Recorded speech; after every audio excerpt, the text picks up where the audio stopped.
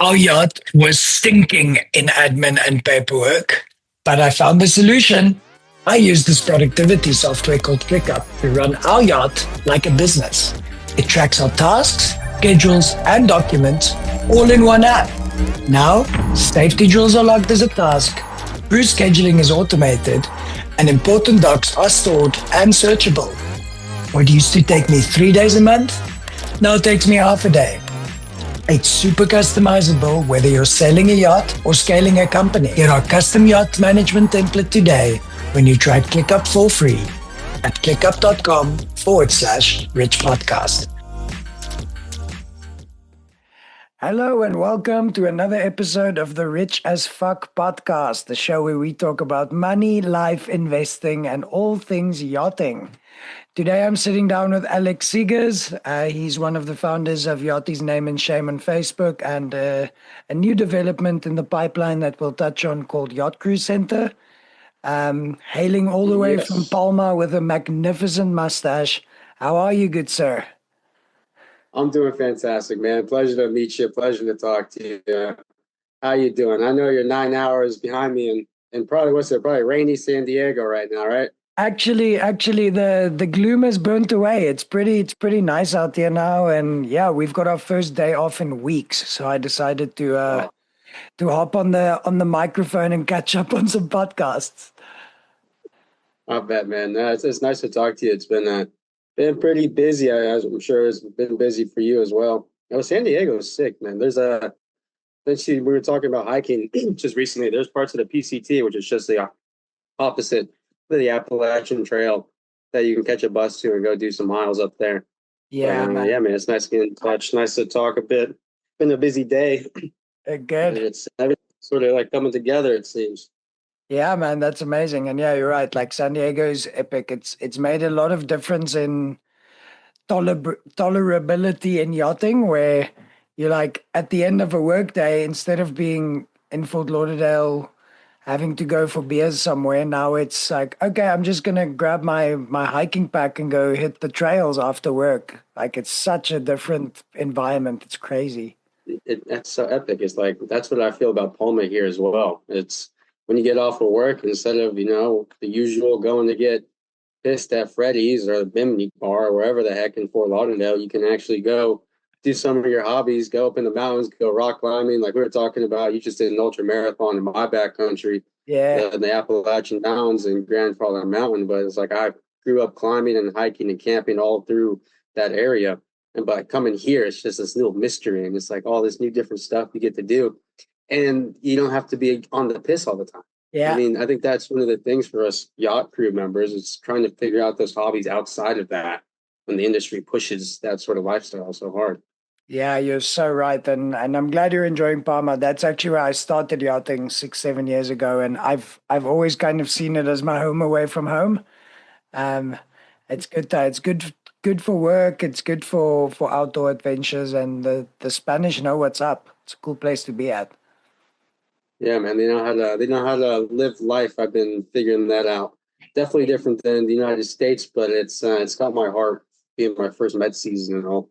Yeah, it's true. They in the Med, I feel like they tend to stop and smell the roses a bit more. people people in America are like on the hedonic treadmill and the forever hamster wheel at all times, late for a meeting. These people are like, fuck that. I'm taking a nap after my lunch break, and then I will open the store whenever I want. I love that part. The siestas, I'm like, it's actually not a bad idea. You work all morning at 2 o'clock, and you're like, oh, I'm gonna take a little break here, take a bit of a nap, wake up, have an espresso, finish out your day. It's bliss. It's so nice. Being American, I'm just like, execute, execute, execute. Still, that's there, but then you tie in the European just flow with it, and it's becoming something quite nice until I have to come back to the States. That's great, man. And tell me about your yachting. What do you do? Where do you work? What boat you on? So I was a mate on a 32 meter for the last 2.5 years. It's a boat called Nymarin. We did charters in the Caribbean and the Bahamas. And then that's where this idea for YCC, what I'm building right now, came into existence. And it was, I left that job back in February to go full-time into this project, full-time into development and whatnot. And I traveled to South Africa. I was there for a month and a half. I know you're South African. So I was in Cape Town, living there, working. Now I've been in Palma the last 4 months, doing odd jobs here and there just to get money in the bank. You know how it is with entrepreneurship. It's a winding road of ups and downs that you don't know where you're going to break through it. So it's like you just do what you have to do to make this thing survive. I can't be doing charters and working on a boat and having that responsibility of the vessel, and then also trying to bring the software company into existence. Because as somebody with no previous, software experience, it's an extremely challenging thing to just learn how to do and start implementing within 4 or 5 months. So I had to leave that and then just go freelancing in between, which has been great. Yeah, and I think that is a very good approach you're taking too, because sometimes if you're diving headfirst into a project like this, especially if it's something as new as you're taking on, you kind of fall victim to analysis paralysis, and you're like constantly focusing on the same product the whole time. Where if you break that up by heading out to a boat and doing a quick charter, you kind of allow your mind to reset, which sounds counterintuitive, but I find it like that when I'm putting too much attention into my business, and you start getting tunnel vision, and then one day you're out on deck, you're rinsing the boat after a passage, and suddenly you're like, holy shit, how did I not think of this before? Just clicks. Yeah. Yeah, it just clicks. It just falls into place, dude. Exactly what you're saying. The universe will give you the answers when you allow yourself the time to receive them. And it's a cool flow. I don't know if you experienced in your own business, but it's like certain things lay out when you know you're doing something you're supposed to be doing, and so it all just becomes this nice cycle that refreshes and goes through these hardships, but then teaches you a lesson, and then you come back reapproach with a different mindset and a stronger core, and you make that breakthrough, and then you're like, oh, that wasn't so bad, and you just Yeah. keep pushing forward. That's what I find the most amazing about this. I mean, it's hell of a thing what we're doing, what you're doing, what we're doing here. It's like it's amazing, and it just kind of recreates the whole person as a whole. Yeah, for sure. And I do think that we're sitting in a golden era of productivity and new tools. And there was no way in hell 3 or 4 years ago I would be able to juggle what I can now if it weren't for all these tools out there with AI and just kind of harnessing and leveraging productivity software and things like that. It is cool. It scares a lot of people, and we can spend a podcast series on the threats that AI brings to the table. And yes, it will null and void certain occupations, but I'm a serial optimist naturally. That's just how I'm wired. And I believe that, as many doors as it closes, it will open so many more. People were worried during the Industrial Revolution when factories started taking the jobs of factory work, when machines started taking the jobs of factory workers, but that in turn opened so many more opportunities in managerial roles, which made them more money. And yeah, it's very doom and gloom. And whenever yachties come to me concerned about any of these these developments, I'm pretty sure our jobs are safe. It's going to take a while Yeah, for yeah. it's going to take a while for a humanoid robot being able to do a washdown, make a cocktail, and do a generator service at the same time. Yeah, 100%. We're safe when it comes to that. I just listened to somebody that does AI research today, and he was also pointing out some of the doom and gloom. But like you said, I'm the exact same way, man. I call myself an annoying optimist because I'm just annoyingly optimistic all the time. Yeah. And I just think that people, and like you said, the productivity and all the tools you can incorporate into your business, into your life, but it also allows the people that have good moral standing, the people are doing this for just reasons because they want to help their fellow friends. Like you want to help yachties with their financial health. I want to help people with their managing of their time, managing of their boats and everything, and creating like a worldwide logistical system. It's just because I want to help my friends. You've seen the pain points, you've seen people go through these struggles, you see the opportunities that you say you have and you do have making this money, but then teaching people how to make those correct financial decisions.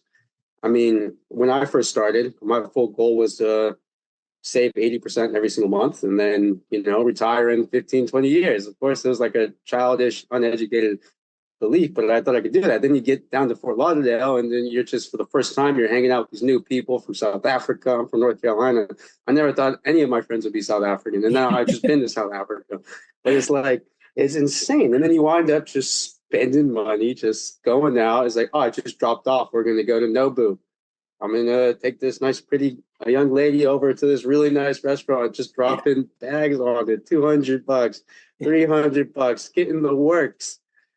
For what? Yeah. And you're just you're trying to produce this image that you're like in a higher class, not so much a class, but like you have a bit more money than you do. And yes, it's fun for a while, but then the realities of life catch up to you where you're like, okay, you sit down and you're like, what am I actually doing here? What are my actual goals? I want to have a family. I just got this girlfriend. I really like her. What do I see long distance? And that's why I think it's so valuable for what you're doing at this current time, and the audience you've grown with, is that you're providing that service that like, hey, listen here. Look what you can do. It's so easy. You can do these steps. I got you, man. And it's a great thing. And so I just want to say congratulations for that. It's a very important aspect of this industry. Thanks. I appreciate that. And you mentioned pain points earlier, and that's often the genesis of any business, right? Like for me, I've always been interested in personal finance and investing, but I was poor as fuck. So I didn't have anything to invest. So only when I started yachting, I was like, oh wow, I have like a lot of disposable income, even as a decky, like for us, I'm sure you have countless South African friends, but and we sound like broken records, but we finish master's degrees at home, end up finding a job, and your first paycheck is like $500 a month. And then you fly to Palma, you start cleaning boats, and then you make 5x your money straight off the bat. So then suddenly you're a 21 or 22-year-old, pretty immature boy with all this excess cash. And, like you said, then a cute young lady comes by. You're like, let me treat you, honey. I got you. And suddenly you start living like the yacht owners. And, I was very blessed in my personal journey because the first owner that I worked for, I was sitting doing a nav watch one day, and like most yachties, just kind of autopilot, playing on my phone, whatever. And he came up and he's like, put that shit away. And he gave me a book on personal finance. And that kind of opened the door to me I started grasping compound interest and things like that. And watching my friends throughout the years in the industry spend money on beach clubs and bottle service and business class tickets on a vacation that you already can't really afford.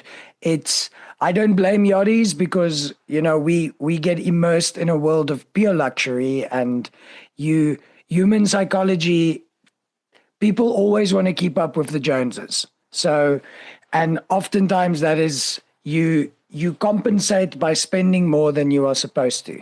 So if we can teach Yacht Crew, even just a few of them, like what superpower you have as a young investor, you can really forget about waiting 10, 15 years to retire. It can be shorter than that if you're aggressive. So it's all about just being mindful in what you spend on. And one concept that I really drive home a lot to people, because when people see my work and the stuff that I preach, they're like, oh, he's so cheap. He's like he's going to regret it one day when he dies and he didn't have any good experiences. I'm like, that's not what I'm saying. I spend a shit ton of money on stuff that I care about. I don't mind dropping $5,000 on a very epic adventure in the mountains where I go camping. Like there's a lot of logistics involved, but me personally, I don't care about clothes and I don't care about fancy food. So you'll never see me dropping excess money on that. So I always tell people, spend extravagantly on the stuff you care about and cut mercilessly on the stuff you don't care about, which just means you're an intentional spender and you're getting value from things that you care about. That's excellent, Steve. I think you and I are very much in common. Glad we had this conversation. But yeah, it's like I've been able to save up the majority of my money in this past year. I mean, yeah, starting the company is not cheap. Yeah. And then it's also in the same time, I was going to South America, going to the Andes, going to the Caribbean, going to Europe, and having a great time, but not killing myself and killing my fiscal responsibility to be able to do that stuff. Still having epic stories that we could probably both spend here going back and forth for the next like 2 hours of just amazing stuff that's happening in their lives. But it's like, you're also teaching them is like, just don't spin it on the dumb stuff. Don't put it up your nose. Don't drink it. Don't spend it on a girl that's going to find a captain that's younger and more attractive with more money. And she's going to say sayonara to you real quick. Just spend it on the stuff that when you're like 40, 45, you're going to think back and think, damn, that was some cool shit I did when I was younger. And then you also still have money in the bank. Yeah, that's epic, dude. So I quickly want to tap into some of the stuff you've been busy with. So I saw you and your buddy David, you guys started the Yachties Name and Shame page a while ago, and epic. It is sometimes the only highlight in a long chart today is flicking through there and see, ooh, give me the goss. Yeah, give me the goods. But also in the same breath, like it's concerning. Like your platform finally sheds light on voices that have often been tamed and not allowed to speak up about stuff. I personally am aware of one of the cases that is ongoing on those groups about a certain captain being accused for the umpteenth time about sexual harassment and things like that. That stuff that goes without saying, totally unacceptable. And I'm really, really glad that you guys created a platform where crew can speak up anonymously if they'd like, because we know often victims, they it's a scary thing. They have a lot of trauma to process, and the last thing they want to do is have a target on their backs for speaking up. So I really commend you guys for creating that and giving Yachties a platform to be like, you know what, fuck that, enough. Like, this is not on. And also giving the positive side where you can fame people and be like, hey, okay, this page is normally about like shaming someone or like red flag boat, but sometimes there's a really like wholesome message out there being like, hey, I just finished a temp gig on this boat. The captain was awesome. The owners were awesome. Just letting you guys know, like, if you ever get an offer, highly recommend. Like, it's really sick what you guys did there. Well done. Thanks, dude. David was the one that created it. The Black joined right afterward. We've been friends since the beginning of both of our careers, and it's kind of taken the shape of its own. It's because us at the team is we want to keep it an open source platform. I mean, yes, make sure the stories and accusations are as accurate as possible, and have proof to back them up. But then it kind of just got to a point where we're just going like, oh my God, what are these stories? It's like, what is actually going on? And then you get more involved with stuff behind the scenes, with thefts, abuse, people stealing from the management companies, stealing from owners and whatnot, to the sums of millions and millions of dollars. And then sexual assault. And that poor girl that was, I don't want to go into too many details, but the page that was just horrendous stuff. And it's just like, oh my God, there's this really dark side to this industry that's been just swept under the rug. And our platform was the first one ever in the industry to give you kind of a sense of what it's like to pull back and look about what's underneath and what these people are actually doing. And I think that's kind of translated really well into what we're doing with YCC. It's basically an AI platform to get you access to any sort of resources you possibly need. Eventually, we're doing services, ordering for yacht management and whatnot, because I believe that's an important aspect. It just seems that, like, for an industry that's worth as much as it is, has as many people in it, there's really no set global standard for how things should be operating. I mean, it's just all fragmented pieces. You have tens of thousands of management companies, all these different guys trying to take a slice of the pie, and we're just like, what the hell is going on? I mean, this should not be like this. And so that's the thing with the emerging technology and what AI is doing. It allows you to centralize everything, and you can create a system to where it's accountable to just coding. You can't lie about your invoices. You can't double dip on this. You can't steal from the owner. You can't just make sure your buddy's the only one that gets these orders or whatnot. You also give people the opportunity to come into the industry with new innovative technologies. I just had one on my podcast. The guy's an Angel Wax. He can literally make you a custom exterior care product for your vessel. Just the exact paint, everything to make it as perfect as possible. No swirl marks, nothing. These guys are amazing, but they're still finding a lot of difficulty getting into the industry because everybody's been going with the legacy companies. And I just think there's so much that could be done, so much that could be improved upon, that somebody just has to step up and make this thing happen. It's like I'm not a dude in front of the cameras. I don't like being in front of the cameras. I enjoy doing these podcasts. They're becoming more fun. Yeah. But I've just realized that I have an opportunity. We at Name and Shame had an opportunity to come into the market with a solution that can just become global. I mean, we offer small business tools and dashboard to get you orderings, bookings, financial statements, all powered by an AI model. Crew dashboards to get you access to legal services, mental health, accommodation, etc. But it's like just the very baseline of AI. It's stepping stone into the yachting industry, and then you just expand from there. I mean, it's actually quite incredible what we can do with this, what we plan on doing with this. I mean, I'm not going to go into too many details because I don't want to give away all the secret sauce. Of course. But it's quite something. Nice, man. Well, yeah, I really congrats and good luck on that venture. It's really exciting times, and the yachting industry is becoming a lot more competitive business wise. You know, I've been seeing a lot of, I don't want to say similar, because I don't know what exactly everyone's action plans are, but it's really cool to see. Like, I'm a big fan of like a competitive market landscape. It's where the best ideas come from. You know, Steve Jobs wouldn't have created Apple if he didn't have Bill Gates like breathing down his neck the whole time with Microsoft. And so at the end of the day, whatever routes people take to do this, as long as it's for the betterment of yachting and to kind of make, like you said, it's extremely fragmented and very inefficient for an industry that has so much money. I honestly I can't believe why the industry is so archaic on tech. Our boat's an exception because I happen to work for a tech billionaire who has a productivity software company, and we use his software on the boat to manage the vessel. So for me, I'm chilling. My paperwork went from like 4 or 5 days a month to 1 day as the first mate. And I know the power of technology and automation and what that can do on board. So it's really time for the gospel to spread around the industry. Yeah, and that's what now I'm hoping to achieve there. I mean, it's like just an example. It's like I'm joining the boat. I'm doing a couple charters next week in Italy, and so yeah, sweet, awesome, fantastic. Took me a week to get a contract, not from the boys on the boat, but because the management company was dragging their feet to get a contract, just a simple contract sent over. I'm just like, wait, you guys are paying these guys how much money a month?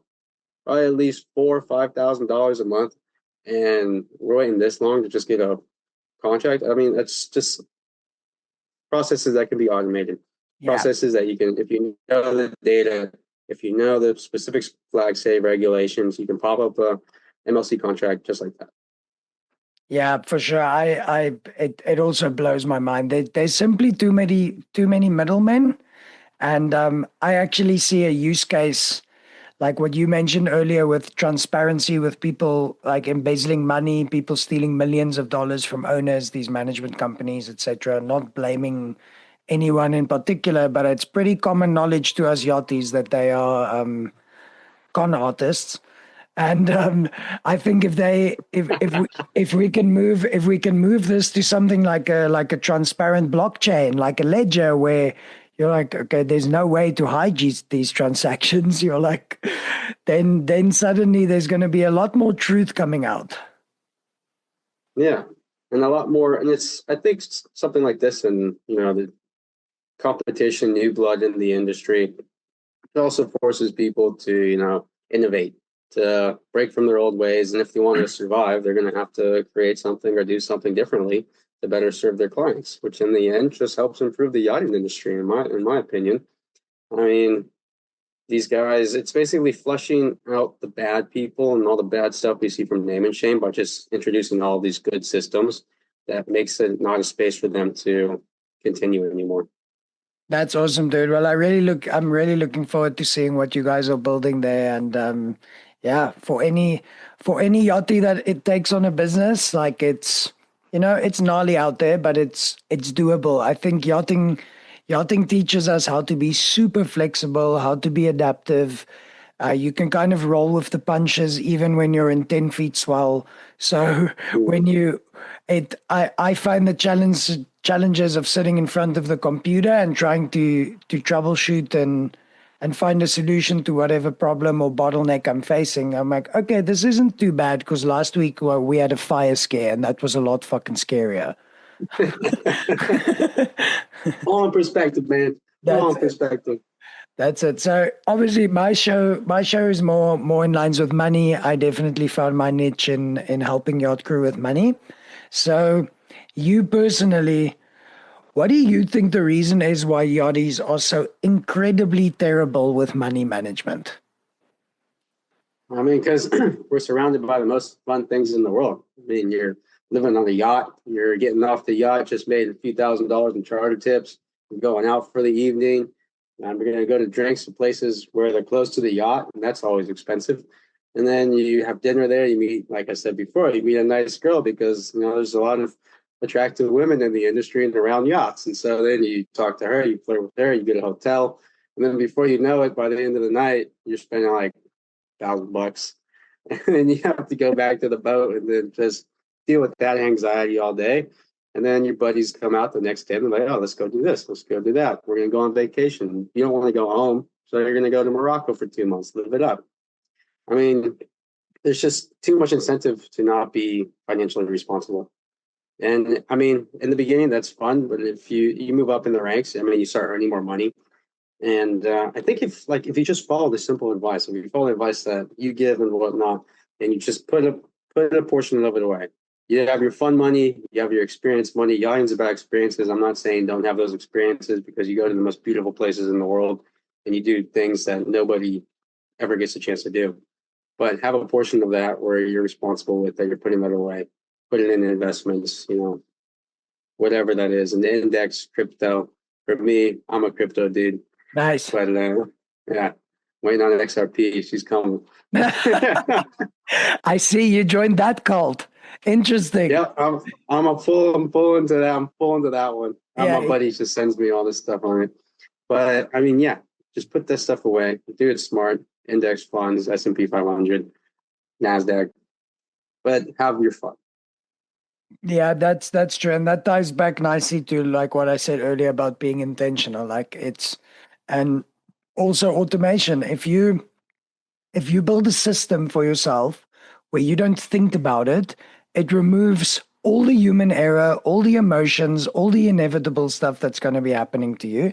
So since I was a deckhand earning $3,000 a month, I automated that 70% of that goes away.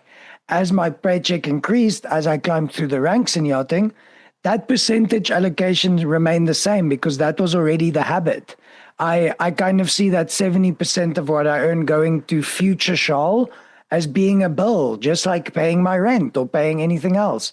So once you build a system like that, it really removes all the friction of you needing to remember between very busy lives that we live, being like, oh, okay, this month I need to remember to transfer to my Roth IRA. This month I need to contribute to my emergency fund, where if you have systems that does it for you, it happens automatically. And in the markets, it forces you to ignore the news and not try to time and think that you're a stock picking genius, because newsflash, no one fucking is. And you just have to follow the course. If you had told me 2 months ago that the S&P 500 would be hitting all-time highs last week, I would laugh at you because we were in the midst of tariffs. Iran was getting bombed. Like Israel, like the conflicts are just everywhere around us. And look at what happened. Like the markets priced it in. And now everyone that was investing through the turmoil is back at all-time highs. So just keep it simple, follow the route, and don't think that you're a genius, because the best hedge fund managers in the world also fuck it up. So you're not going to get it right as a yacht crew member that looks at your phone twice a day to see stock prices. Yeah, no, you're not going to become a daily trader. That takes so much effort, time, and just luck to do that. And then plus you're still probably not going to win more than the S&P 500 is going to win year over year. So just, take your money, put it away. So do you mean like doing automatic withdrawals into certain accounts and certain index funds and whatnot? That's it. I like that approach. And now let's talk about getting out of here. All so, right. so this is a tricky one. This, I this is always a sticky one when I talk to people, because I don't know if you felt this before, but I've kind of known since early days in yachting that I did not want to be a captain. I love what I do. I love being the chief officer, but I know my strengths lie in other departments in life. So for me, becoming a captain kind of seemed like I am I'm painting myself into a corner here. um, but a lot of the time when I mention this, and I'm a very like public, loud person, like I tell people what my plans are and what I do because it keeps me accountable. So when I tell captains, yeah, no, I'm fine. I don't want to progress. Like, I'm not going to do those tickets. I'm totally fine where I'm at. They're like, oh my God, what do you mean you don't want to become a master mariner? How dare you? Poseidon is going to bestow his wrath upon you. And I'm like, bro, I don't want to be a captain. Like, I like my job right now. And the reason for that is I want to leave myself the door open to exit when the time is right, and not suddenly being maybe 40, 50 years old, having a family and being like, oh wow, this is it, like I'm having an existential crisis because I hate my job and I can't get out of it. So what do you think is the best way for yachties to reverse engineer an exit strategy? think probably following your advice, making yourself as financially free as you possibly can until you find something in your personal life that really becomes the heart of who you are. Because for me personally, it was like, yeah, I didn't want to be a captain. I got to mate, and my captain was like, you can take over this program, this vessel, and I'm just thinking, no, it's not for me. I want to have a wife, I want to have kids, and I want to be there every night to see my wife and kids. Mm, It's just who I am. I'm a Southern boy. But I believe yachting gives you a opportunity to find out really who you are as an individual and really figure out what makes you tick and what can become the true purpose of your life, whatever that may be. And then you just have to find a way to make money about it. I mean, it's taking a long time for this, but I'm extremely passionate about what I'm doing here. I like the systems. I like designing this stuff. I like the ability to help other people's. And I just find AI so damn interesting. mm, But it's also, I come from a technical background, I come from a racing background. Used to build race cars and go racing and all this different types of stuff. But I just think that is a tough one, man. It's so hard if you can't find something that you want to do outside of it. But I think maybe it's like sometimes if you know this isn't what you want to do, really have to just pull the plug. yeah, yeah, you're It right. sucks. And like you can do this forever. It's so much fun. And before you Yeah. know it, 10 years are down the road. But sometimes you just gotta pull it. When is know when to stop. And yeah, for everyone listening and hating what I just said, I have no offense if you do love it and yachting is indeed your passion. If you want to be a captain, grab it with both hands, go out for it. I just want more people to be open-minded to those of us that don't necessarily seeing yachting as the be all and end all, and still being allowed to pursue other ventures and interests. And it's not a zero sum game. I'm still doing my best on my boat every single day. My captain knows it, the owner knows it, my crew know it. And just because I don't want to take over the captain role doesn't mean like I'm not going to do my best every day. So that's a really important like stigma I want to break out there, because I'm kind of fed up of reading the comment section and being like, oh, this guy's like, he doesn't know anything about yachting. He's just doing it for the money. I'm like, yes, you are correct, sir. There's good experiences, but I'm doing it for the money. Like, sue me.